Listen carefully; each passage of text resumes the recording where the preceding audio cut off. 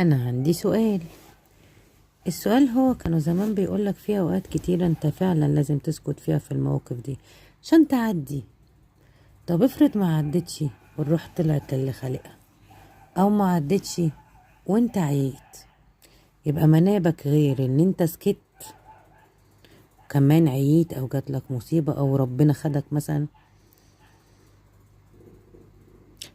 أنا كنت مع جملة اللي انت تسكت في الوقت اللي لازم تسكت فيه عشان تعرف ترد الضرب، لكن اوقات العمر ما بيديناش المساحة ان انت تعرف ترد او المرض. فانا مش مع المقولة دي خالص.